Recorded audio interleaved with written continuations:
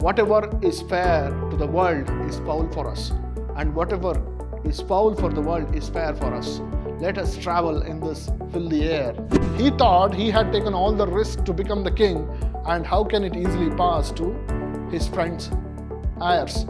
So therefore he had arranged assassins to kill Banquo. She says that my hands are drenched in blood, and this smell of blood cannot be sweetened by the perfumes of Arabia as well.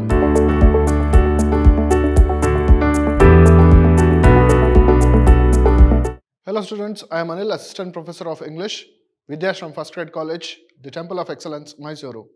Welcome to the second session of Macbeth for B.BA third semester. So here we are going to discuss the important scenes in Macbeth and important characters in the play Macbeth. So we know the story of Macbeth. It starts with the introduction of a scene where we find it very weird. That is the opening scene. Shakespeare gives special importance to opening scenes of his play. Any of his plays, if you take Shakespeare's plays, so the very first scene and first act has very different type of introduction where it creates curiosity in the audience. The opening scene of any play of Shakespeare have unique features.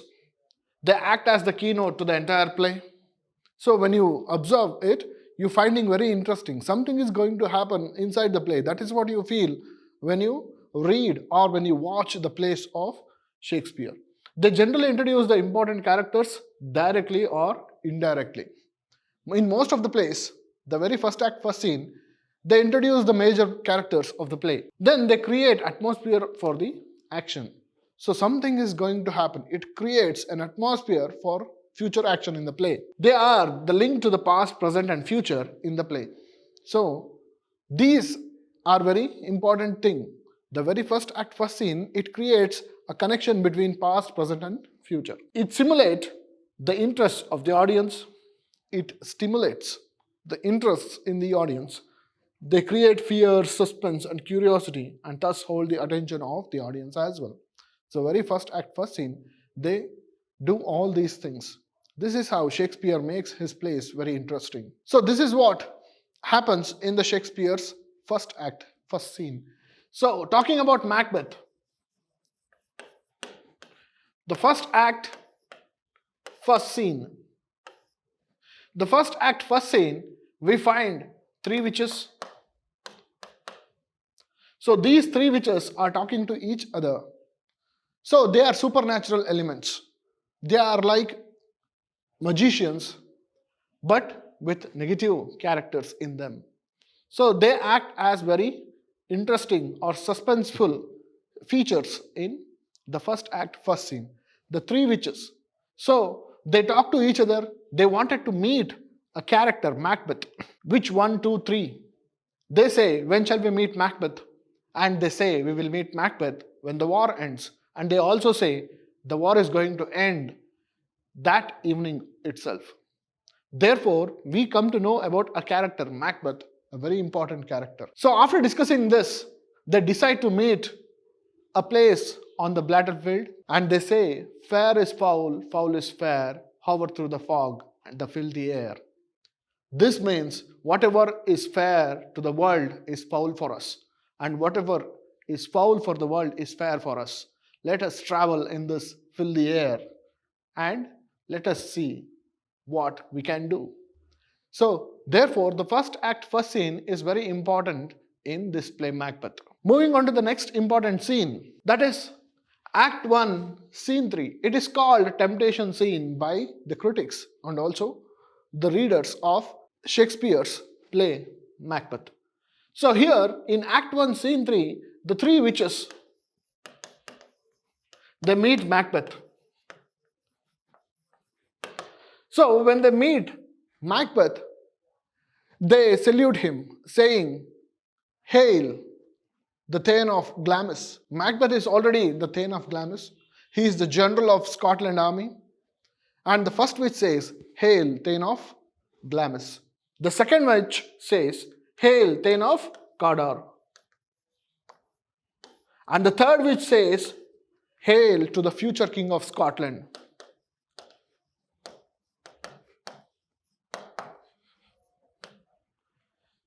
So when this was said, Macbeth is already the Thane of Glamis. He is surprised that the next witch said he will be the Thane of Cawdor. For his surprise, one of the soldiers from the king arrives and tells he had been appointed as the Thane of Cawdor.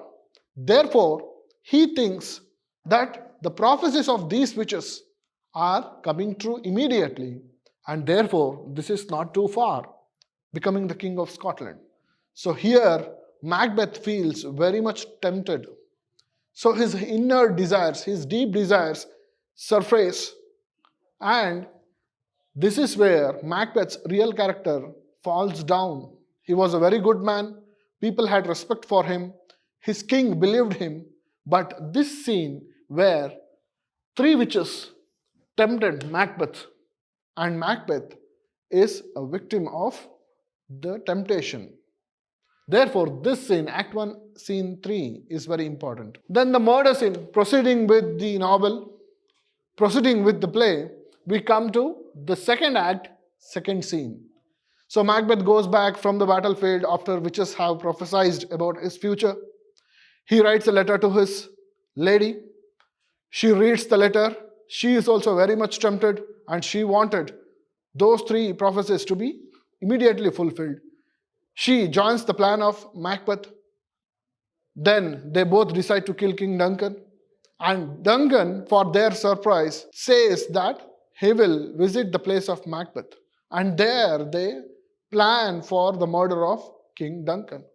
So therefore, a murder scene also becomes very important. In Act 2, Scene 2, Macbeth, provoked by his Lady Macbeth, he goes and kills King Duncan. When he kills King Duncan, a sound, a voice screams, and that voice says, "Sleep no more, Macbeth has murdered sleep, the innocent sleep." The voice also continued saying, "Glamis has murdered sleep, and therefore Cawdor shall sleep no more, Macbeth shall sleep no more." So when Macbeth kills King Duncan, Duncan who was sleeping, a voice, maybe it is his inner voice or maybe a voice of guilt, it starts screaming and it says he shall not sleep. So this scene is very important because this is the climax where the twist takes place. Macbeth was a very good man, his reputation is going up, and after killing King Duncan, then we see that his reputation falls down. Therefore, Act 2, Scene 2 is very important. Coming to the porter scene, this also takes place in Act 2, the very next scene of Act 2, Scene 2. So there is a porter. All the people of the king had visited Macbeth. They were given food, they were given drinks. They all were under the influence of alcohol. This porter was a gatekeeper. So when Macbeth kills King Duncan, there is something happening inside the Macbeth's castle where there is a porter who is keeping the gate. So he is really drunk and somebody comes to Macbeth's place. So they bang the door. They requested him to open the door. But this porter, who is already drunk and under the influence of alcohol, thinks that now he is the gatekeeper of hell, where people are brought, they were judged according to their goods and bads, and they were being punished. So here he says he is feeling as a man of the hell, a man keeping the gates of hell. So he talks about very other characters, and he talks about their goods and bads. Using this Act 2, Scene 3, Shakespeare has tried to imitate and criticize the existing society of his time. Therefore, this scene is also important when you read the play. Then the banquet scene. So this banquet scene takes place after the death of King Duncan. His sons Malcolm and Donalbain, they run away to Ireland and England respectively. Then, in their absence, where Macbeth is a relative of King Duncan and second in line to become the King of Scotland, becomes the King of Scotland as prophesied by the witches. So when this happens, now Macbeth takes the place of the king, Lady Macbeth takes the place of the queen. They throw a party to all their respected noblemen or their trusted people. And that is called the banquet scene. So, before the party began, or before the banquet began, Macbeth had arranged for the killing of Banquo, his co-general of Scotland army, because the witches have told that Banquo will not become anything but his sons will become the heirs of Scotland. So, realizing this point, Macbeth wanted to destroy the family of Banquo. He thought he had taken all the risk to become the king, and how can it easily pass to his friends' heirs? So therefore he had arranged assassins to kill Banquo. But they killed Banquo, they failed to kill Fleance, Banquo's son. Therefore he is really worried. That evening when the party begins, when he is talking to each nobleman, addressing the gathering, when he wanted to go and sit on a chair, empty chair, he looked at the ghost of Banquo.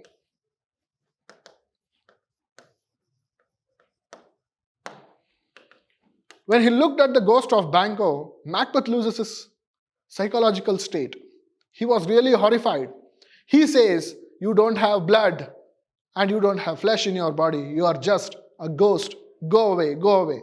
When he talks to an empty chair where people cannot see the ghost of Banquo, Macbeth can see the ghost of Banquo. He acts very weirdly. And Lady Macbeth tries to control him, calm him down, but she succeeds in the beginning. Later, the ghost appears again.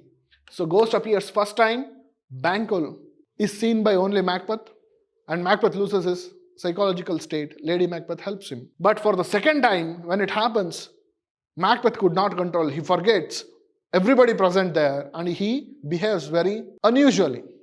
Therefore, Lady Macbeth dismisses the gathering. Therefore, this scene talks about his sense of guilt awakening. Macbeth's sense of guilt awakening, and he is losing his senses when the guilt is overpowering Macbeth. Next scene is the sleepwalking scene, where we find Lady Macbeth, who was the soul of Macbeth, who encouraged Macbeth to fulfill his dreams, who did everything possible to make her husband the King of Scotland.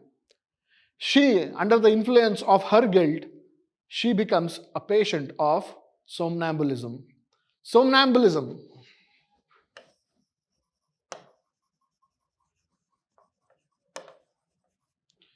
Somnambulism is a disorder where people start walking during their sleep.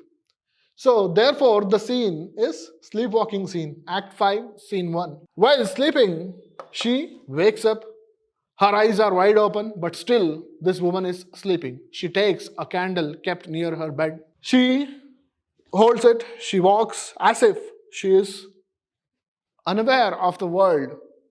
And then she goes near a sink and she starts washing her hand. And when she is doing it, she talks about the murder she and her husband committed in Act 2, Scene 2. Yet who would have thought that the old man to have had so much of blood in him? Now she is feeling as if she is washing her hands. Then this is being observed by a doctor and a nurse who were appointed to look after Lady Macbeth. So the doctor observes the significance of her words. Here, Lady Macbeth rubs her hands and washes them for quarter an hour. She speaks again. So after washing it for quarter an hour, she speaks. Here is the smell of blood still. Still there is smell of blood. All the perfumes of Arabia will not sweeten this little hand. Oh, oh, oh. She says that my hands are drenched in blood, and this smell of blood cannot be sweetened by the perfumes of Arabia as well. So much is the amount of guilt of Lady Macbeth. This scene reflects her sense of guilt. Then, having said this, she returns to bed. Through her speech and action, she reveals the secrets. The doctor comes to the conclusion and says, the doctor understands that this is a psychological state where she is feeling the intensity of her guilt. And he says, "This disease is beyond my practice. Those who walk in their sleep die holily in their bed." So he says, this woman is going to die because she has gone too far, disturbed in her psychology. After observing all these scenes, we come to the major characters of Macbeth. First one is the Macbeth himself. So Macbeth is the protagonist. Macbeth is the protagonist of the play, and his rise and fall is what makes audience feel for Macbeth. So in the beginning, Macbeth is a very brave soldier. Under the orders of King Duncan, he goes with Banquo and puts down a rebellion against King Duncan. He was a brave soldier. In the beginning, one of the soldiers, when he narrates the entire war going on to the king, he says, Macbeth fought like a lion. In the beginning, he also felt fear, but later on, he fought like a lion and he destroyed his enemies. So he's a very brave soldier. Then his loyalty to King Duncan and his friends. In the very first scene and first act, very second scene and second act, we understand that he was very loyal to King Duncan. Even though the witches tempted him, he wanted to not listen to them. He did not want to proceed with his plan of killing King Duncan and then becoming king. So they all reflect that he was loyal in the beginning. Then his kindness. When he was told to go and kill King Duncan, he said, "No, I don't want to kill King Duncan. I have the popularity now. I wanted to enjoy this popularity right now." When he tells this to his wife, Lady Macbeth says, "Were you drunk when you told me the plan of killing King Duncan?" After her persuasion, Macbeth decides to kill King Duncan. So he was very kind. Lady Macbeth says, "You are the milk of human gentleness." A man of ambition and becomes a murderer. He wanted to become the king of Scotland. When the witches tempted him, we observe that Macbeth is talking to oneself. He is very much elated that he will become the king of Scotland. When the news arrived telling that he is appointed as the Thane of Cawdor as well, Macbeth believed it blindly. Though Banquo said, "Don't believe them, they are just apparitions, they are just bubbles on earth," Macbeth did not listen. He is lost in his own thoughts and he thinks that everything that is said by the witches are going to be true. Yes, they are going to be true, but they lead him to the negative side of his life. He had that ambition, and by the influence of his own self and his own wife, he becomes a murderer. He first kills King Duncan and later on goes on killing Banquo. He tries to kill his son Fleance as well. Then he wanted to take revenge on the sons of King Duncan. Then he goes on to killing the wife and children of Macbeth. Therefore, Macbeth turns out to be a murderer. And finally, he is a victim of the witches' temptation. So Macbeth was a very good man in the beginning. From his position, he comes down and he dies in the end. So what happened to Macbeth? It was the temptation of the witches. Sometimes we can understand this play as our inner temptations, which prod us to go and take the negative routes. And here, Macbeth becomes a victim of such temptations by the witches and his own self. Next important character is the Lady Macbeth. She is the wife of Macbeth, a very good lady in the beginning. And she is a very courageous woman. She receives a letter from Macbeth where he explained about the witches and their prophecy. This woman is the one who makes that temptations last long and became a cause of Macbeth's destruction. More ambitious than her husband. So this point reflects that when Macbeth wanted to not go according to the plan, she tempts him. She calls him very bad names. And she tells, "Were you drunk? Are you a woman?" if you are not going with the plan, because fate and his future are promised by the witches.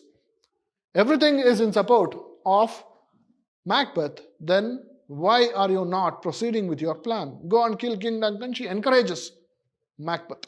So this point proves that she is more ambitious than Macbeth. A ruthless woman.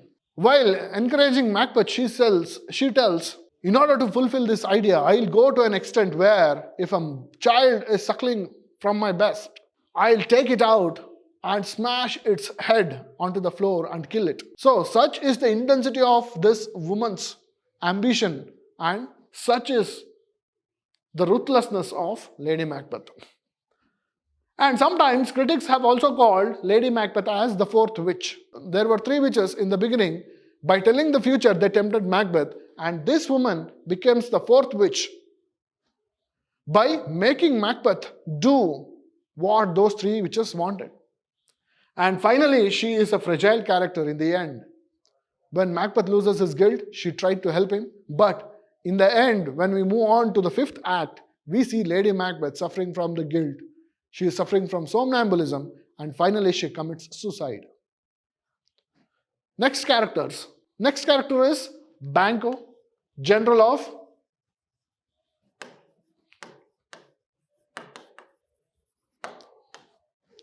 Macbeth, and Banquo are two generals of Scotland army. Where Macbeth is the protagonist, Banquo is his co-character. When Macbeth is being tempted by the witches, Banquo was present there. But he did not give much attention to those witches' prophecies, where they said Banquo's sons will become the kings of Scotland. He told Macbeth not to believe because they always say half-truth. Don't believe them, he suggested as a good friend. He is also a brave soldier. In the war, where they wanted to curb a rebellion against King Duncan, Banquo played an equal role like Macbeth. Those witches, when hailing Macbeth, they say, you are great like Macbeth, but you are not greater than Macbeth. They already broke their trust. And he is a very brave soldier, and he is a sensible man because he told Macbeth not to believe witches. They are like bubbles on earth. If you believe them, your destruction is fixed. You will get destroyed by these temptations. Don't believe them. They are like bubbles. He warned Macbeth, but Macbeth's ambitions overpowered the suggestions of Banquo. And he is an opposite character of Macbeth. Macbeth became a victim of his temptations, but Banquo, he avoided those temptations. He went according to his will. He became a very good man. He was on the side of Macbeth, but it is Macbeth who mistook his silence, and he makes an arrangement for killing Banquo. And Banquo is attacked by the assassins and he gets killed in the play. Then King Duncan, though there is little about King Duncan in the play, he is a very fatherly figure in the play. He believed completely. In the beginning he says, when the rebellion is happening, he says, I trusted MacDonald, the Thane of Cawdor, and he blindly believed them, and this caused trouble for King Duncan. Therefore he sent Macbeth and Banquo to put down the rebellion. And he believed Macbeth blindly. He did not have a little bit of suspicion over Macbeth's ambition. He goes to his place in order to celebrate the victory of Macbeth and Banquo. But he gets killed in his place. A fatherly figure, a good king. He respected Lady Macbeth as well. As a token of love and respect and of affection, he gifts Lady Macbeth a diamond ring. But what happens to him? He gets killed in the second act, second scene. He is a victim of his own trust. He trusted the people around him. He failed to understand the ambitions of Macbeth. Therefore, he is dead. Therefore, this character is important in the play. Going to the next characters, Malcolm and Donalbain, Macduff. Malcolm and Donalbain, they are the sons of king.